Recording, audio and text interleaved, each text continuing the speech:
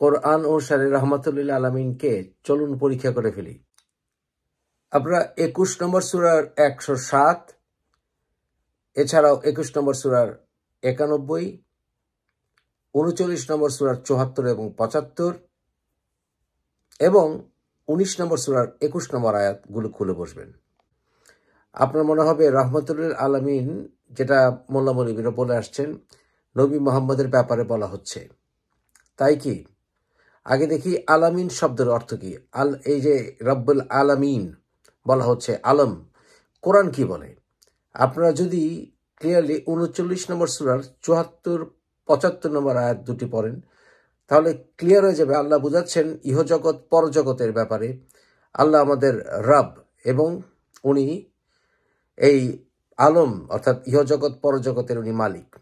এখন বিভিন্ন তাফসির কারকরা আলমের অনেক সংজ্ঞা দিয়েছেন, যে প্রতিটি প্রাণীর নিজস্ব জগৎ আছে। ভাই, প্রতিটা প্রাণীর জগতের নিয়ে আমাকে অন্তত ভাবতে হবে না। এটা আমাদেরকে মনে রাখতে হবে যে কোরআন বা যে কোনো কিতাব, ধর্মীয় কিতাব বা যেখানে যা ওহী আসে, সব মানুষের উপকারের জন্য মেইনলি।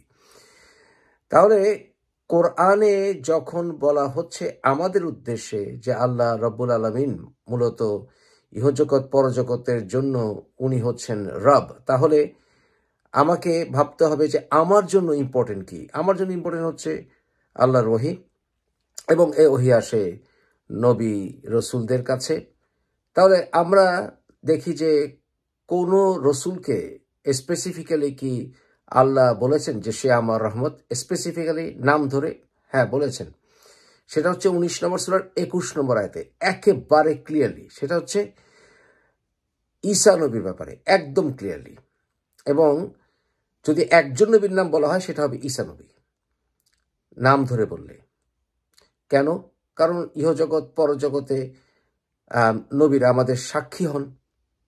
তাহলে তারা যখন সাক্ষী হন আমাদের, ওনারা ইনওয়ে আমরা যদি ভালো কাজ করে থাকি সেটার সাক্ষী ওনারা হন, খারাপ কাজ করলেও সেটারও সাক্ষী ওনারা হন।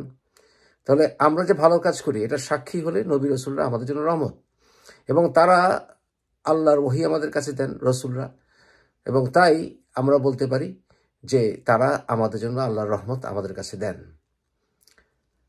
তাহলে ২১ নম্বর সূরার ১০৭ নম্বর আয়াতে যে বলা হচ্ছে যে রহমতুল্লিল আলামিন, এটা কার জন্য?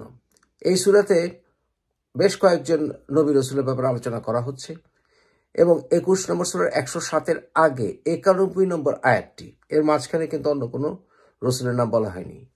৯১ নম্বর আয়াতে বলা হচ্ছে ঈসা নবীর নাম।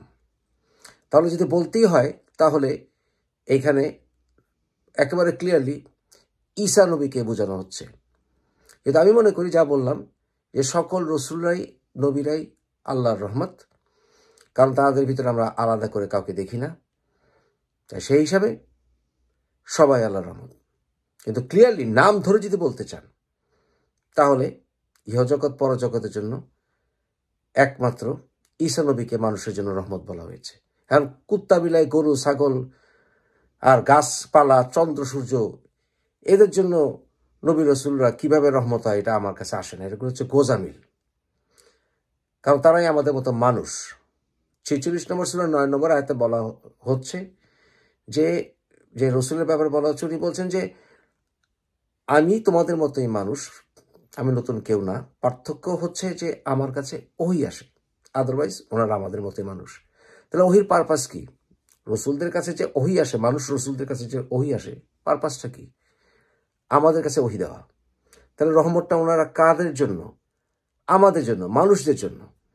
কুত্তা, বিলাই, গরু, ছাগলের জন্য তো আর ওনাদের মারফতে ওহী আসে না, রাইট? ভাবুন এখন। সুতরাং ২১ নম্বর সূরার ১০৭ নম্বর আয়াতে আমি বলবো, যদি বলেনি কাকে বলা হচ্ছে, এটা ঈসা নবীকে বলা হচ্ছে।